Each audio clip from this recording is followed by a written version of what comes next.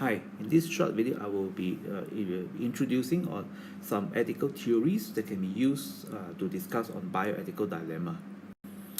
Well, let's start with a case scenario. Suppose that you are a house officer on duty and around 3:15 p.m. You take some blood sample from a rather aggressive patient for some routine blood investigation that are due at 3 p.m. So you know that you are a little bit late. Unfortunately, after you have taken the sample, you forget to label the bottles immediately. And worse still, one of the bottles drop on the floor and spill the sample. And so you know that you will need to take a new 20 ml blood sample from this patient. You know that if you were to admit your blunder to him, he would ask you lots more questions that you can answer, and furthermore, he's a very hot-tempered man. And you anticipate that you're going to waste a lot of time talking to him and explaining to him, and would result in delaying in attending to other patients. Or the other alternative would be that you could lie to him and say that you need to do some additional blood tests that have just been ordered by your specialist, and knowing that he would not question that. Questions: what would you do? Would you admit your blunder to him, or would you just lie to him and just go ahead and take another blood sample?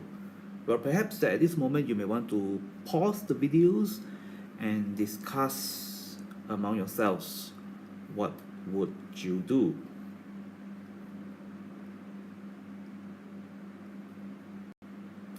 Well, there are a number of ethical theories that can be used to discuss moral dilemma or ethical dilemma, including bioethical dilemma.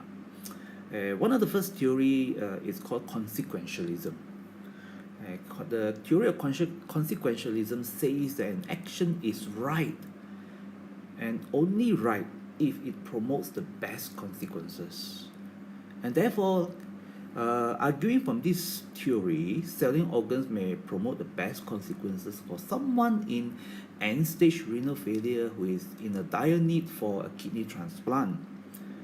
One form of consequentialism is called utilitarianism, which basically means to do the greatest good for the greatest number of people. Of course, some people will put utilitarianism as a separate theory, which is true, but to make things simple, I put together, consequentialism and utilitarianism. They are basically about promoting the best consequences. So utilitarianism is one form of consequentialism. And the proponents of this theory will be people like Jeremy Bentham and John Stuart Mill. The objections to this theory is that how can we be so sure of the consequences of our action will turn out to be the greatest good? So would you apply the theory of consequentialism in the case that we have discussed?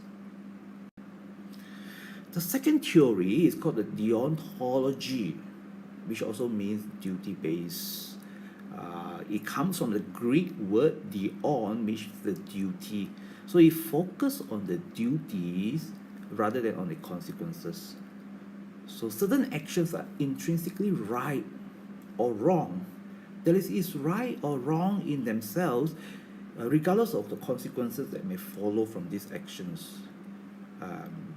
You know that you need to be honest, you need to tell the truth, regardless of the consequences. So the proponents of this deontology ethical theory will be people like Immanuel Kant, who advocates to act in such a way that you would want others to act towards you. Well, some people will object to this theory and say that, would you tell the truth even though that it may injure someone's feelings or to put someone in danger? For example, that if you as a medical officer or healthcare professional, you know there are some secrets in this patient's life, and would you tell it, knowing that if you tell the truth, it may hurt somebody's feelings, it may cause somebody to commit suicide? What would you do? Would you apply this theory? The third theory would be the theory by, it's also called the virtue ethics. In this theory, it focuses on the developing moral character and habits rather than on the act itself or the consequences.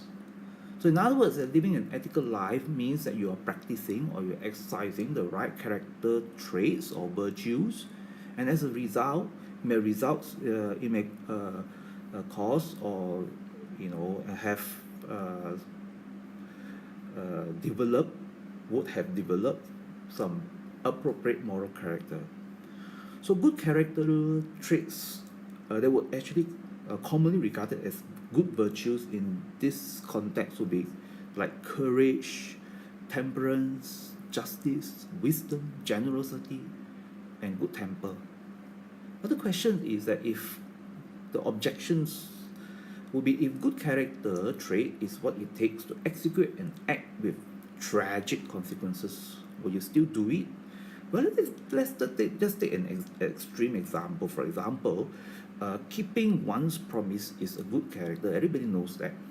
But the question is, if would you keep your promise if you have promised one, knowing that keeping keeping one's promise is a good virtue, to issue a fake medical certificate to a friend, would you do that? So if we put these three theories, there are more theories than that, but these are the common ones.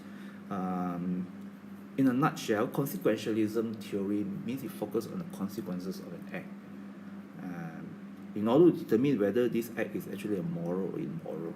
So if you follow the theory of consequentialism in a case study that we have discussed, if you were to stop and to discuss and to confess your blunder to this patient who is hot-tempered, it may result in delaying in attending to other patients, and therefore it's probably not the right thing to do to confess your blunder to him. Deontology, on the other hand, focuses on the act itself. A good act is a good act, regardless of the consequences. So if you follow this theory, in the case example that we have discussed, probably you may want to confess your blunder to him. But virtue ethics, it focuses on the character of the agent. And therefore, a virtuous agent or a virtuous person will act morally. So in this case, honesty is a good virtue. And probably if you follow this theory, you will also confess your blunder. Well, it is time for you to discuss in your group. There's no right or wrong answers. You are free to discuss in a group and see what would you do, because these are some of the very common ethical dilemma that you may face in real life. Well, regardless of which theory you are going to use, let's not forget the four bioethical principles that undergirds the medical professionals.